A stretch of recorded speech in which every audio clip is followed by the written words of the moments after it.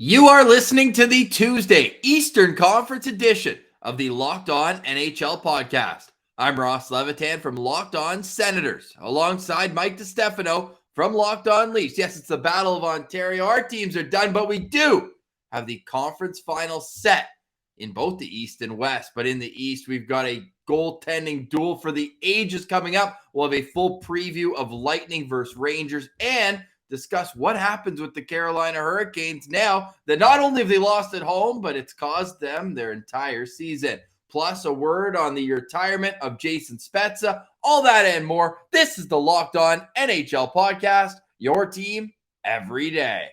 Locked On NHL, your daily podcast on the National Hockey League. Part of the Locked On Podcast Network, your team every day.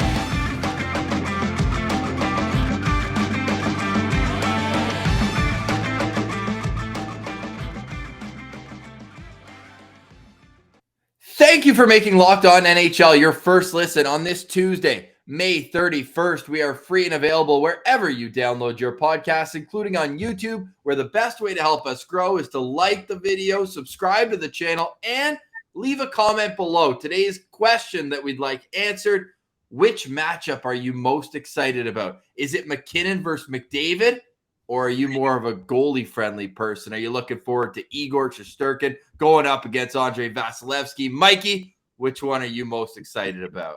Well, there's two different answers to that question. I think I'm most invested in the Igor versus Vasilevskiy, quite literally, because you and I both have invested a little bit of money on the Rangers. Our Rangers to come out of the East. And ironically, we're both wearing our blue shirts today. I know, did that purposely. Let's there go. You go. Let's go. I see you got your shadow box where it's no longer a Tampa Bay Lightning sweater. You now got a Rangers sweater in there. Money speaks loud. Exactly. So in terms of, selfishly, I would like the Rangers to come out, and I'll be watching, making sure that, they do their part. But I mean, I know we're the Eastern Conference show, but I think the McDavid-McKinnon matchup is just going to be dynamite. It's going to be elite. I'm so excited. At the end of the day, though, I don't think, and I mean, probably maybe a Toronto over Tampa might have been a little bit better theater for the hockey world, but you can't get much better than the two matchups that we have here with New York and Tampa, with the goalie showdown that we're about to see with Igor Shesterkin and Andrei Vasilevskiy, the two best goaltenders in the NHL. And then on the other side, on the West, you got Nathan McKinnon versus Connor McDavid, two of the most elite offensive players in the NHL. It's going to be a fantastic just conference final, not Western or Eastern. Just the third round in general is going to be great. It's been a while since we've been able to say that. Yeah, I mean, and as we've mentioned before, like, this is the first year of the US TV deal, and I know the NBA Finals is going to be solid, of course. You got the potential dynasty, if not already, in Golden State. But for all these new viewers tuning in and getting to see the best of the best go at it, I'm biased towards goaltenders. You can probably see the buckets in the background if you're watching on YouTube. But the way I'll rationalize it is McDavid and McKinnon are going to play 20 minutes a night, and these two tendies are going 60 minutes toe-to-toe in what I expect to be a 6 or 7 game series. Before we get to that, let's say how we got here, because we're recording the morning after the New York Rangers advance over the Carolina Hurricanes. And, Mikey, this one wasn't really close. 6-2 the final score for the Rangers. The Carolina Hurricanes get a garbage time goal with under 4 minutes left in this one. But most impressive stat to me was there was only one lead change in this entire series. Yeah. It was one where it was really just the home team was winning the entire time. And I still can't fathom the fact that Carolina was unable to win a game on the road and still somehow made it to game 7 of the second round doing so. But, they relied too much on that perfect home record. And ultimately, we were going into the game and a lot of the conversation dominating a lot of the pre-game previews for the game was, do you take the team that's undefeated in the Carolina Hurricanes at home, or do you take the goaltender in a one-and-done, do-or-die situation? And somehow, some way, like, I was looking at BetOnline, had the Rangers as the underdog going into the game, and I'm like, I need to take Igor Shesterkin over Antti Ranta in a one-game do-or-die situation. And we all know what happened to Antti Ranta, pulled up in the Who could have second period. predicted? Yeah, who could have? I think everybody is the answer to that question. With an injury, Kochetkov ended up having to come in, and Tough spot. right from there, I sat there and I'm like, okay, I can cash my Rangers and over parlay right now, and which is exactly what I was able to do. A little pat on the back for making myself some money last night. But yeah, it was a decent game last night. I think the Rangers got out. They scored a quick goal. They got another one midway through the second period, and I mean, once the Rangers they're gonna get a quick lead. Igor was shutting it down. Like, that dude was stopping everything.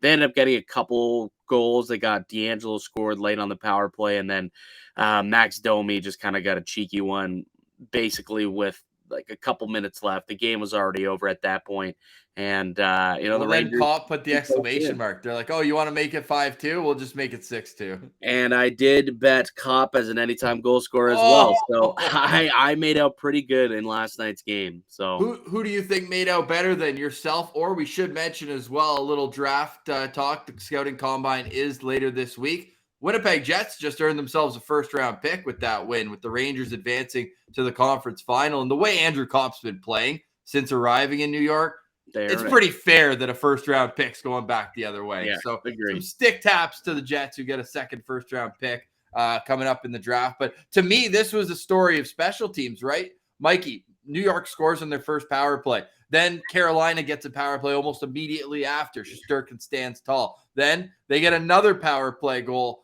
Chris Kreider, beautiful redirection and heads-up play. Zibanejad was shooting for the tip that whole play. It goes in, and then Carolina gets another power play immediately after, and they can't convert. So even though it was only 2-0, albeit 8 minutes into the game, it certainly felt like the hill was even steeper once the penalty kill earned that extra momentum for the Rangers. Yeah, Carolina only had 2 power play goals the entire series. That's not a recipe for success, man. No. It's just not. So there's a lot of reasons as to why Carolina is not moving on to the Eastern Conference Final. They couldn't win outside of PNC Arena, and they couldn't get it going on the power play and special teams. They allowed 6 or 7 power play goals against the Rangers, and if you lose the special teams battle, it's very difficult to come out and win a series. I know somehow the Florida Panthers did it in round 1 against Washington, but then they played a real solid team into Tampa Bay Lightning, and when you lose a special teams battle against quality teams, you're more likely than not going to lose 4 out of 7. And that's exactly what we saw kind of happen there in that game. I'm curious, though, as we move forward, what is the future of the Carolina Hurricanes? Because I'm looking at their cap friendly now. There's some question marks, I guess, just to say. There are some question marks for that team. And I'm just not exactly sure where things are going to go for that squad. Well, why don't we drive over to that conversation? I also want to say why last night was an even sweeter victory for one Gerard Gallant. But first, I want to tell you guys about Rock Auto. With the ever-increasing numbers of makes and models, it's now impossible for your local chain auto parts store to stock all the parts you need. So why endure the often pointless and seemingly intimidating questions while you literally just wait for the person behind the counter to order parts on their computer that you could do at home? But the difference is you have the entire internet. They only have the brands that their warehouse happens to carry. So save time and money and choose Rock Auto. Why spend up to 30, 50, even 100% more? Get the best deal and support a family business that's been in the game for over 20 years. The price at Rock Auto are always reliably low, and they have everything, whether you're a do-it-yourselfer or a professional. Go explore their easy-to-use website today and find a solution to your auto parts needs. Go to rockauto.com right now and see all the parts available for your car or truck.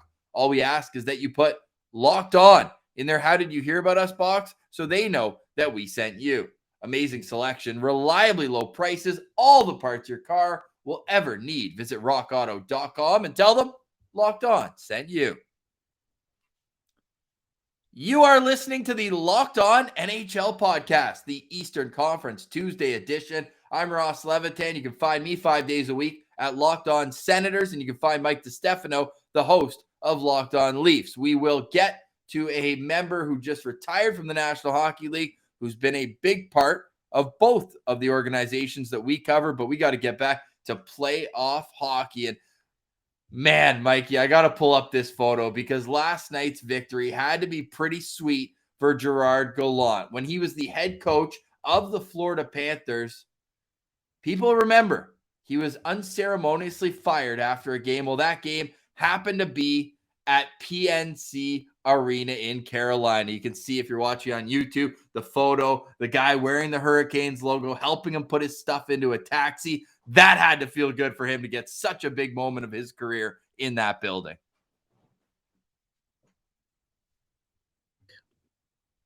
Home in a cab last night, I don't think. No, he was first class in the charter. Probably first class, champagne, beer, cognac, whatever the alcohol of choice was.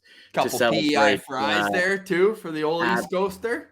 Absolutely. A couple of gars. That guy definitely feeling a lot better leaving the city of Raleigh than he did on that night in particular that we're looking at. I would guess. Good stuff from him, man. I'm happy to see him succeed. Always an affable guy, great press conferences, and I don't know. I'm partial to East Coasters. Hey, if you ask Daryl Sutter, that's the guy who should get Coach of the Year. That's who Daryl Sutter believes. Yeah, I mean, it pretty much goes to whichever team maybe wasn't as expected to do as well, and the one who has the best goaltender. Show me a good coach, I'll show you a good goalie. Yeah, go look at every time John Tortorella won that award. Usually it's a solid year out of Bobrovsky. Well, this year in the postseason, in the entire regular season and postseason, this stat courtesy of Dmitry Filipovich, great follow on Twitter, Igor Shesterkin has given up 56 fewer goals than expected in his 67 games, almost stopping a goal extra per game. Absolutely sick. Wow. And we did our draft about a month and a half ago, and we had Igor 1, Vasilevskiy 2. I was probably, taking a bit of heat for that, maybe some recency bias because we know Vasilevskiy just locks it down. But the whole mantra or question was, which goalie would you rather in a game 7? And both of our guys have stepped up in that situation this year. Yep, absolutely. Although Vasilevskiy, you look at his game 7 numbers, that's still the number 1 pick. Tom. Ridiculous. Still the number 1 pick. Hey, we've got a series coming up where I think I could at least close the gap with maybe I went with the boutique pick there, but that's all right, Mikey. 2 unbelievable goalies. And as hockey fans, we're so lucky to get to see this in the conference final. Stay tuned to Bet Online for the odds coming out soon. They're probably trying to calculate what the under has to be set at, the over-under, because the under is going to light up a lot of rooms, although there is offense on both sides. How are you handicapping that series? And then we'll get into what the fallout is from Carolina's side. I'm going to think that the Tampa Bay Lightning would probably end up taking this one. I know we've got a lot of, we're hoping that the Rangers go through it, right? So think with my Your head, wallet. not your heart.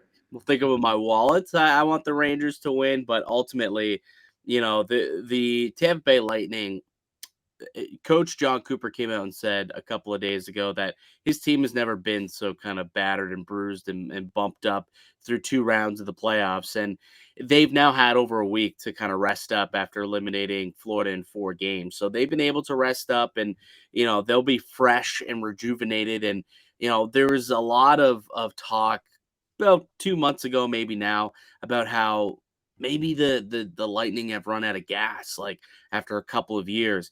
I think this little week that they've had off is a chance for them to kind of refuel and get going for, a couple more rounds here. And just the way that Vasilevskiy is playing right now, I mean, since game 7 against the Maple Leafs, he got a .80 goals against and like a .978 save percentage.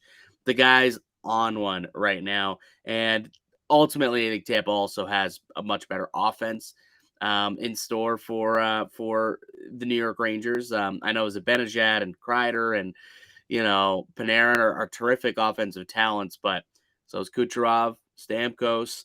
I'm going to be interested to see what happens with Braden Point. Is there any updates on Braden Point? No, last we heard, or at least the last that we discussed on this show, because they had just finished off their series the night before we recorded, is that he was going to be out for game 1, but unknown after that. And it's like, okay, Yeah. well, he didn't play 2, 3, or 4 either. I think this might be a situation kind of like what he did when he initially got hurt against Toronto, where he's kind of a decoy. He's in the back of everyone's mind. He sat on the bench the rest of the game, but did not take a shift after his one attempted go around. So that's a huge hole. But the way that Tampa's built, man, they won the cup with Stamkos playing one shift. Who says they can't do it with Braden Point in that same spot? Yeah, and Anthony Cirelli stepped up huge to kind of play a similar role to what Braden Point has done over the course of his tenure these last few seasons as Stanley Cup champions, back-to-back Cup champs. But there's so many guys who step up on that squad. Like, they're just so deep. Like, you got Corey Perry out there scoring goals for this squad, seemingly almost every night, it seems, for whatever reason. Ross Colton is filling the net right now. I mean, they're just getting contributions up and down the lineup, and it's going to be a lot more difficult to do against Igor Shesterkin. But at the end of the day, I think that the Tampa Bay Lightning probably come out victorious in this series. I think they take it in 6 games. Do you think it's worth hedging my bet for Eastern Conference champion New York Rangers? Because like my heart's telling me the Rangers, but how can you bet against a team that's won what? 7 straight? No, more. They've won 10 straight playoff series. Yeah. I mean, I always thought, like, when I put my bracket together at the beginning of the season, so I'll stay true to it, whoever won the Tampa-Toronto series was going to the was going to go to the Stanley Cup final, actually, and win the East. I thought it was going to be Toronto. I really did. And, but ultimately it's Tampa. So I'm going to stick to it. And I got Tampa going to the Stanley Cup final for the 3rd straight year. Yeah, I'm trying to find. Here's my bracket right here. You know what? I'm right on so far. Like I've nailed every prediction. Not to brag, but here's you had Edmonton making it to the conference. No. I'm talking about the East. I'm just talking about the East. I'm gonna pull it up here. Well, so did I. Outside of the Toronto. So I've taken New York, I guess officially, but I don't know if I like that as much as I maybe once did. Well, let's pull up your bracket here, pal. Oh, go ahead. There we go. See what you got. How do you like my defensive goaltending situation in the final? I got 21 total goals in the final, although one of my teams is done. Yeah, you're hoping for no scoring in that one. Yeah. I think we had basically. I mean, outside of it, I took Toronto to go all the way, so obviously that's wrong. But I also felt that if Tampa were to make it through, they were going to go through as well. So we're thinking along the same lines here. You had Colorado getting ousted. Yeah, dude. I was just the biggest mini guy ever. Just complete fanboy over the Minnesota Wild. Just loving Kirill Kaprizov. Those who've listened to this show know just that. But oh man, that was an absolute travesty of a pick. Hey, at least I got them in the sweep in the first round. Nailed that. So the Rangers are the only squad you have available. Yeah, that's my squad. Like I've been going with my heart and not my head, and hey, it's paid off. The futures that I have, Mikey, shout out Bet Online for always coming through with the futures. I made them February 27th. Like I've been waiting for this moment, and finally it's here. I told everyone last Tuesday, 2 Tuesdays ago, I said, okay, we got plus 525 odds on the Lightning and Rangers to win this series. So let's go. I mean, we had to sweat it out. How about the Rangers being 5-0 when facing elimination in these playoffs? Down 3-1 to Pittsburgh, down 3-2 in the second round to Carolina.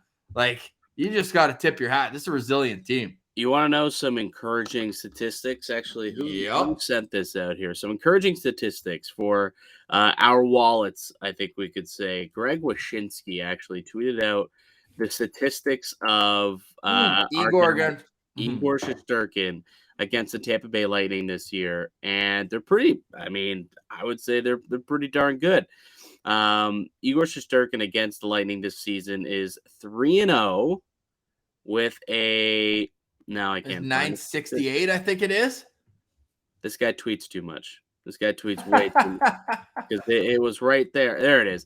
Okay, 3-0 record this season, a 958 save percentage, and a 130 goals against average. Wow. Pretty good. pretty good. The Now, problem what's is, Vasilevskiy's career numbers against New York or yeah, even this so season?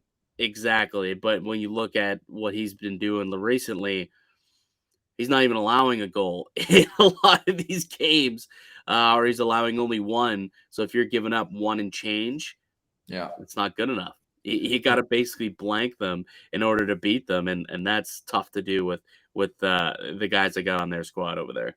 Vasilevskiy 0-2, of course, with the Igor being perfect. You got to expect that, but an 875 save percentage, Mikey. Ooh. So we'll see going And forward. That's just this season. we did see in the Battle of Alberta how the regular season goaltending woes of Jacob Markstrom against Edmonton did come back to bite them in the ass. Yeah. In the playoffs, where he continued over that poor play against that specific team.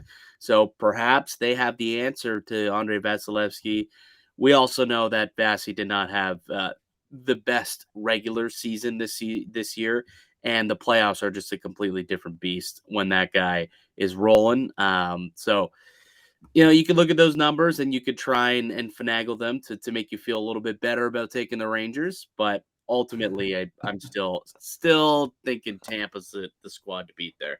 Yeah, 100%. Well, how about the Rangers power play so far this postseason? They've played nine games right now, and they have a they played 14 games so far, right? 2 7-game series, and they have power play goals in 1, 2, 3, 4, 5, 6, 7, 8, 9. They have power play goals in 10 out of the 14 games, and they have 2 power play goals in 3 of those games. So clearly producing on the power play. And I took over for John Chick when we were doing our Eastern Conference preview. And by the way, you have to be locked in to all of our local shows day in, day out. They're doing a fantastic job. All 4 of the remaining hosts are killing it. So go check out Locked On New York Rangers, Locked On Lightning, Locked On Oilers, and Locked On Colorado Avalanche. But Mikey, when I was talking about what would happen for the New York Rangers to be successful this postseason, it was goaltending and special teams as kind of my default when I'm looking at the playoffs. And that's clearly what it's been for the Rangers. Not only that, but their ability to shut it down last night on the penalty kill. I know that one of those late goals was on the power play, but those 2 that I talked about earlier in the first period allowed them to gain the momentum and the lead that they ultimately carried home. Yeah, absolutely. Absolutely. So at the end of the day, it's going to be a great series. I'm excited. Prediction? Tampa in 6, right? Yeah. Man, I don't know. My head, I got to go with my head. I'll say Tampa in 7. Tampa in 7. All right. With a low scoring series. I think it'll be low scoring. I'd be looking at the unders quite a bit here. Yeah, well, we'll touch on it. We'll touch on it more next week. Why don't you hit a word from one of our favorite sponsors here? Then we'll touch on the Carolina Hurricanes, what they are going to look to going forward. You talked about their cap-friendly page is somewhat of a jigsaw puzzle, and then we'll give some stick taps out to Jason Spezza on a great career. Yeah, I don't think we have another show sponsored today. Oh, man, we got it. If you would like to sponsor the Locked On NHL podcast, shoot us a note on YouTube. We got the contact email. Shout out to all of our sponsors as well. Rock Auto, Bet Online, Built Bar, all of our favorites. But as you heard, there's still room. If you want to get in there, get your local sponsor, a wide audience of passionate sports fans who are into their teams each and every day. All right, Mikey. Everyone knows they're listening to Locked On NHL Podcast, Eastern Conference Edition with Ross Levitan and Mike DiStefano. Mikey, the Hurricanes, man. I don't know how heavy this storm is going to come in years to come because it looks like they've got some decisions to make this offseason. Yeah, they do. I'm taking a look at what they have in terms of guys who are coming up and due for contracts. Just to name we'll name the hits here. Martin Nakash is an RFA. He'll be due a decent little pay increase, I would assume. Nino Niederreiter is a UFA. Derek Stepan, Vincent Trocheck, a UFA this season. That'll be an interesting player to watch. Anthony D'Angelo, an RFA, coming off a season where he made 1 million smackaroonies. I don't know if he's going to play for $1 million going forward after putting up the year that he just had. So those are kind of the big names that are either restricted or unrestricted free agents, and they're going to have to make some decisions. We've got $19 million in cap space, so they're not necessarily cap strapped and might be able to make things work here. But I guess before we get to my next question here, I would guess you would say, who's the number one priority to get signed if you're Carolina? Would it be Vinny Trocheck, Anthony DeAngelo? Who's the guy you're hoping to get signed? Well, not only those guys. I mean, Nito Niederreiter's been awesome for them. He's been a consistent 20-goal scorer over the past 2 seasons, and a guy who's been a nice complementary. I'd call him a nice middle six guy. Maybe not so much top six, but can be a passenger on a top six line where he's not driving the play, but he can certainly keep up with those skilled guys. I've really liked him and Aho over the time that they've been there. Teravainen, those guys get in the mix sometimes on the same line. But if we're just looking at like who's made the biggest impact, then it's got to be Vinny Trocheck. I mean, he's a guy who was always curious why he got traded out of Florida as well. 75 points in 82 games there back in 17-18. Couple lesser seasons after that, to be fair. But then once he hit his stride, 51 points after almost a point per game last year, still followed it up with a strong playoffs. He had 6 goals and 10 points in his 14 games. Like, I think he's due for a pretty good payday as a 28-year-old, just looking at his first UFA status. Yeah, I think he hits the market. I don't know if he sticks around in Carolina. We do know that they're a little bit tight, a little tight wallet in. Well, it might be nice if they had an extra $4.8 million sitting around they didn't give to a guy who scored precisely 0 goals this postseason. Oh, that would be Jesperi Kotkaniemi. Yeah, that's a tough one. Tough one. Actually, was it 4.8 or was this still part of his $6 million? That was a 1 year. One year. Oh, this past year was, but they've already signed him the extension. Yeah, we're already looking at the extension numbers. So yeah, it's actually $6 million that he was paid to score 1 goal in the playoffs this year. Which did he get one? Yeah, I didn't give him credit. No, he didn't score. No, 0 goals, 2 assists. Yes, 2 Igor assists. Shesterkin had 3 assists. That's what I was about to say. He had less points than Igor Shesterkin in the playoffs, and that's a guy who you signed. Like, that was just the most petty thing, and it somewhat has backfired on them. But at the end of the day, I don't think they care, which is the funny I don't think they do either. They really don't. But Montreal could have had Brady Tkachuk there, pal. Yeah. How things could be different, or even if you don't want to get the exact there, like, sure, you could say that let's say they didn't even want Brady Tkachuk.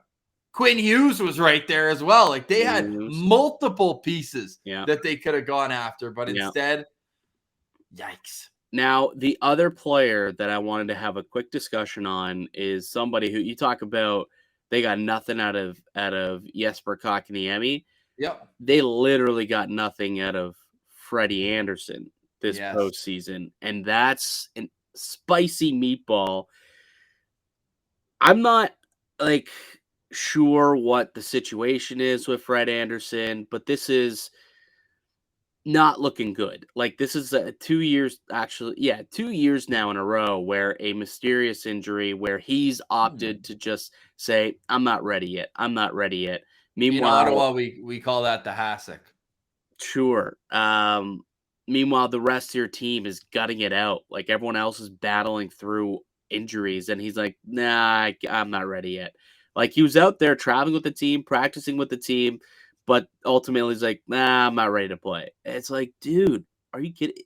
And Rob Brindamore had a quote the other day and said something to the effect of, we brought him in here. We thought he was going to fix our goalie situation. We brought him in here to play game 7s for us. He's not here to do that. Right. I think the one I would turn that into a conversation about if you knew that from last season, maybe don't bring in a guy who's known as getting hurt every single year in Antti Raanta. Maybe have a little bit more of a stabilized second option. Well, I mean, I don't think it really matters who your number 2 is, but and Antti Raanta was perfectly fine throughout these playoffs. I know he got hurt a couple of times, but when he was in net, he was fine. A couple of times during a 14-game stretch, different Yeah, injuries too. I know. But ultimately, I don't know, man. If you're a Carolina Hurricanes player, you got to be kind of looking and rolling your eyes at Fred Anderson afterwards. If he's going around saying, "Hey, did your best, good season," I don't know. I just curious if there's a future for that guy in Carolina or if they'll look to move on. Well, they're both going into the final year of their contracts. Freddie Anderson making $4.5 million on the cap, and Antti Raanta's at $2 million. I actually liked what I saw from this Kochetkov kid. Yeah, I think he's got a future, but obviously not quite ready. He's got 1 year left, and he's 22 years old, so we'll see what the future holds for him. But to me, with Carolina, I'm mostly looking on the back end as though what the heck's going to go on next, because they had Ethan Bear available to them, and he was just a healthy scratch for the entire postseason. So we'll see what happens with him. D'Angelo, they still hold his rights. Of course, he ain't signing for $1.1 million on his qualifying offer. So we'll see that discussion. I think you move on from Ian Cole and Brendan Smith. Ian Cole's a great pro, but 33 years old. Like, what's the future going to look like for them? I think outside of their top six, which is pretty well set, with the exception of what's going to happen with Vinny Trocheck, I think that you're looking at a team that's going to have to retool a little bit. Maybe not rebuild, because you've got your Slavins, your Pesci's, you're still a well-coached team, but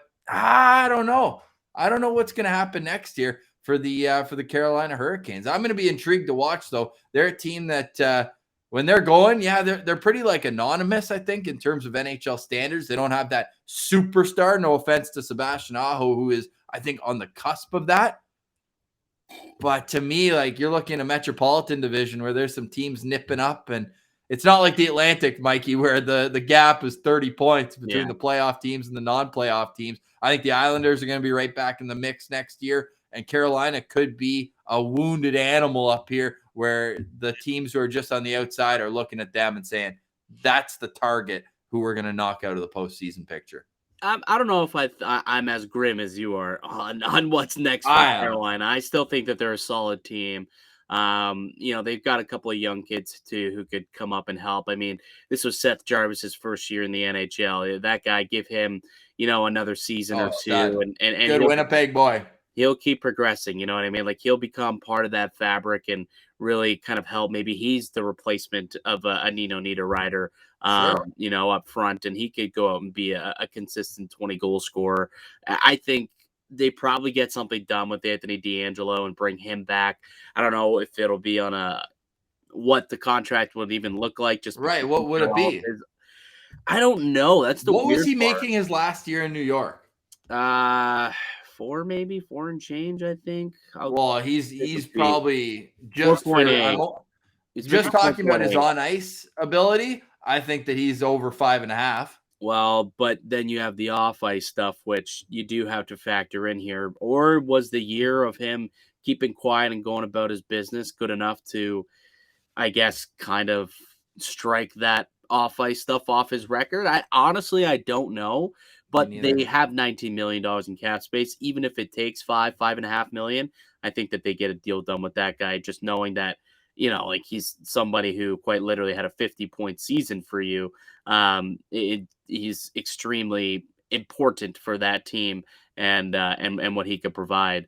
So I think they get a deal done there. And ultimately, I still think the Carolina Hurricanes will still be gunning for a spot next year to not only for the playoffs, but I think they also are a team that could definitely try and gun for the division again. I mean, they even got a couple of younger kids who are coming up. Jack Drury is a pretty decent young player. Ryan Suzuki, brother of Nick Suzuki. Noel Gunler has been improving over in the SHL.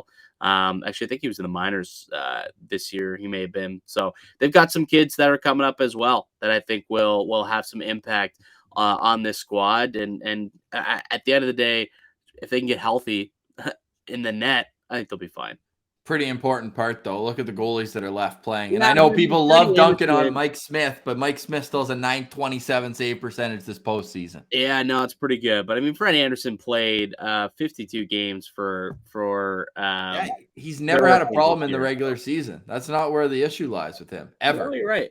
But And you've seen a couple Game 7 stinkers from him too back in the day. So absolutely.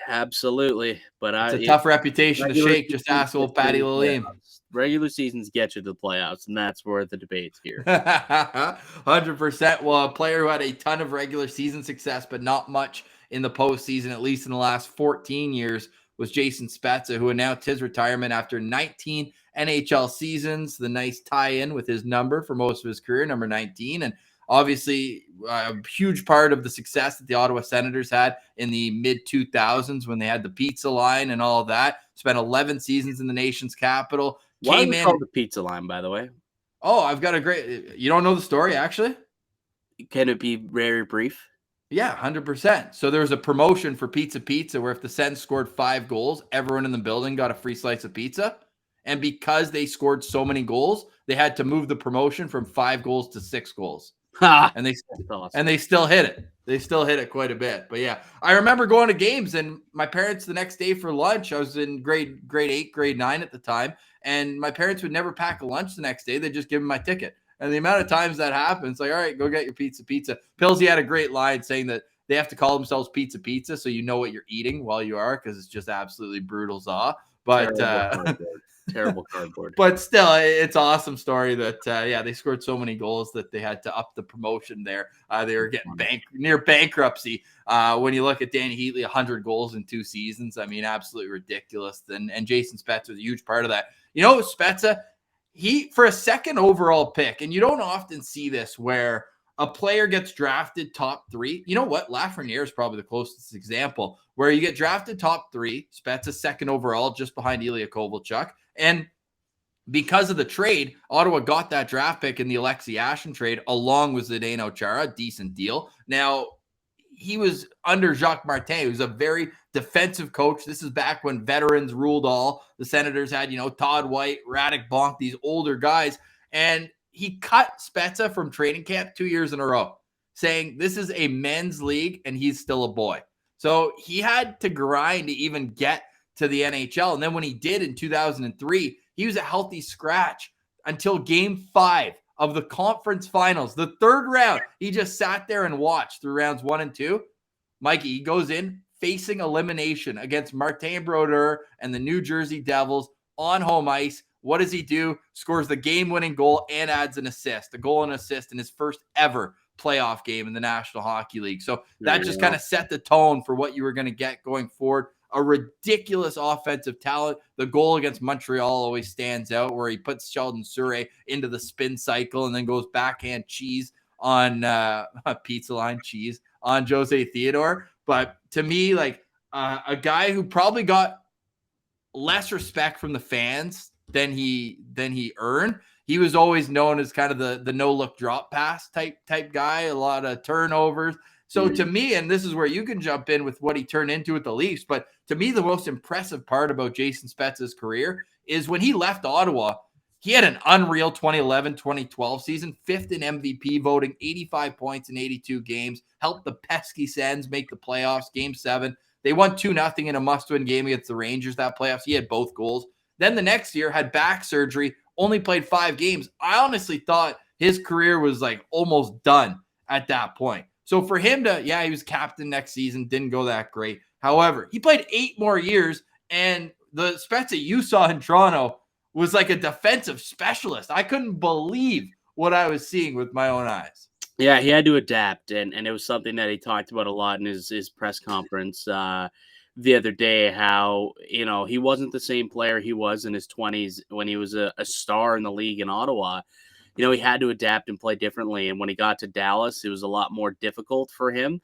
And then even when he got to Toronto, he knew that he was coming in as like a 4th liner who Babcock apparently told him right from the get-go, like, we'll see if he's willing to do what it takes, because, he's not coming in and he's not going to get the minutes that he's been used to getting over the course of his career. And at the end of the day, he's just going to be a role player, and we'll see if he can do that. And I mean, he took that and crushed it. hit it out of the ballpark. I mean, he was a role player, but he was also kind of like a coach on the ice and a guy who to settle the nerves of the players. We saw it numerous times in these playoffs, saw it in playoffs past.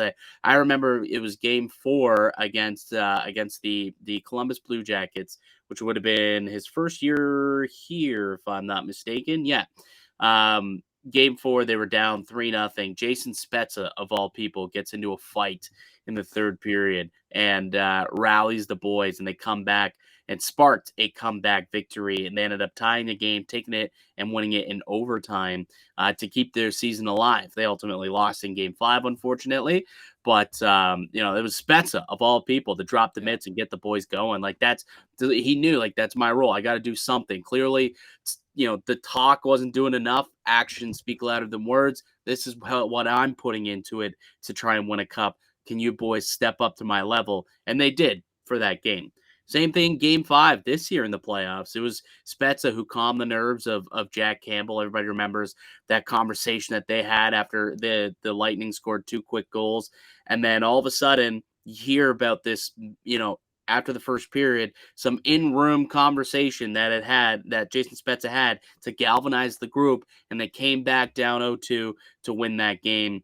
And take a 3-2 series lead. Ultimately, they didn't win another game after that again. But, Jason Spezza's, he just became such a great leader on and off the ice and in the room. I think that's what he'll be remembered for most in Toronto. He became a very beloved player in Toronto, despite being, a guy who terrorized a lot of Leaf fans back in the 2000s. But he won us over, won over the respect of the fans. And some guys were a little heartbroken that Spezza won't be on the ice next year, just based on everything that he's provided this team when he did play. But hopefully, I think he's remaining with the squad. He's going to be in the front office, just kind of dabbling, doing a little bit of this, doing a little bit of that, figuring out which avenue he wants to go into, doing a bit of an internship in a way, or an apprenticeship as assistants to GM. And I wish him nothing but all the success and good luck to Jason. I think he'll kill it, just like he did in every other aspect of hockey and every challenge that he's taken in his hockey career.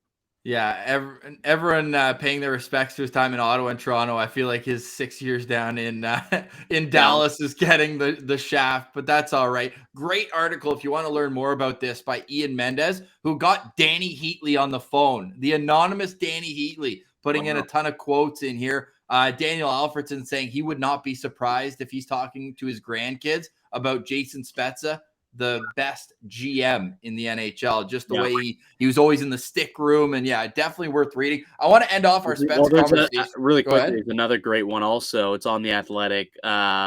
Jonas Siegel wrote a real good piece on it as well, where he did the same thing, reached out to a bunch of old teammates. Awesome. Alfie, Carlson, Mathot, like a lot of guys. And Carlson was even saying himself, he's like, this guy knew everything that was going on around the league as a player. Like he knew anyone who was put on waivers. He could tell you, give you a scouting report by playing somebody after one game. He had a full scouting report on that player.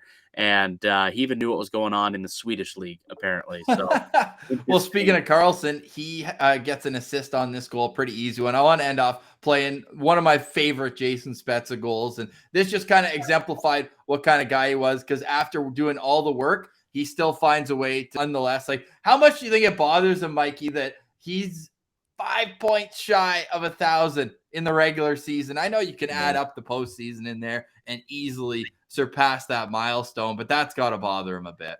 Yeah. He said it feels like the report card's a little bit incomplete by getting so close, but not quite finishing it. But ultimately, I think the one that's gonna haunt him for a little bit is just not getting the Stanley Cup. Finishes his lone trip to the Cup Finals was back in 2007, which I'm sure you remember very fondly and very well. All three of those guys tied for the scoring lead. They all had 22 points in those playoffs. I mean, you ran into a team with Niedermeyer, Pronger, Solani, Perry, Getzlaff. Like, Jaguar was still on top of his game. Like, that Ducks team was a wagon. You can even go back. So 06 and 07, if you add those two playoffs up, and the Sens didn't even make it out of the second round in 06. Spezza was tied with Chris Pronger for most points over those 2 playoffs. Yeah. Pronger played 13 more games. So this guy, he was a big game player. You just talked about in game 4 against Columbus with Toronto. Like, he was a big game player. I talked about it with his first ever playoff game, goal and assist in the conference final. Like, it's just a shame. And it just shows you. And that's why I hate the Cups debate. I do not think Jason Spezza is a Hall of Famer. To me, he's a Ring of Honor guy in Ottawa, and I'm sure the Leafs will find a way to honor him as well. But Rafters guy? No. 19? No. 11 years. Like, to me, I was even on the fence if number 4 should go up there. I think it should just be number 11 right now in Ottawa. But to me, the next number, if any, would be 65. Because, I mean, you're looking at a 2-time Norris winner. Like, Spezza was good, but was he ever the best in the league? I don't know about that. Whereas you could make the argument Karlsson was the best defenseman in the National Hockey League. Hell, I'd put number 41 up there for Craig Anderson before I'd put up Jason Spezza. I put out a tweet, my greatest Senators of all time. Really? Oh, yeah, 100%. And a lot of people actually agreed with it. Like, this team was in a rebuild where it was like, what's next? And then Craig Anderson came in and put up a .930 save percentage for like 4 to 5 years. And it was like, okay, this solid. Is his team. He was solid. That's kind of the first time that I've heard that take. And that's interesting. Yeah, he's my number 4 Senator. It goes Alfredsson, Karlsson, Craig Anderson, and then Jason Spezza. And I threw Danny Heatley at 5. A lot of people hate the way Danny Heatley left, but greatest Senators, this guy had 100 goals in 2 years, 141 in 3 years. This guy was absolutely electric. Any puck, I didn't care if it was at his waist, pancaked onto his stick, he was going to find a way to put in the back of the net. So, yeah, those are my 5. But, man, Jason Spezza right up there at number 4. This guy was a hell of an offensive talent, hell of a player. It's just a shame he didn't win a cup because that was kind of where we got off track, was just how do people use that as such a strong debate? I know that you were talking about it with Dave Morassutti on Locked On Leafs, where it's like, is Pat Maroon more deserving to go to the Hall of Fame because he has more Stanley Cups than Jason Spezza? And you know, you got to laugh at that argument a little bit. So it's unfortunate, and it's unfortunate he didn't have more success. He was on the taxi squad in the 06 Olympics when they kept bringing all the old guys. You know, they brought your Joe Sakic's, your Shanahans, all that, because they had won for you in 02. But that was his best season of his career. Him and Sidney Crosby, both taxi squad guys. Ridiculous. But hell of a player, hell of a career for Jason Spezza. Absolutely, my friend. Absolutely. All right, next time we talk, the conference finals are going to be well underway, and we're excited to bring you all the news, updates, and odds from that. For Mike DiStefano of Locked On Leafs, again, you can go download Locked On Leafs, subscribe to the YouTube channel. It really goes a long way to helping us grow. You can do the same for Locked On Senators. I'm Ross Levitan. Have a great week. Go make sure you make another Locked On NHL show your second listen of the day. But for today, we say goodbye. For Mike, I'm Ross. This has been the Locked On NHL podcast, your team every day.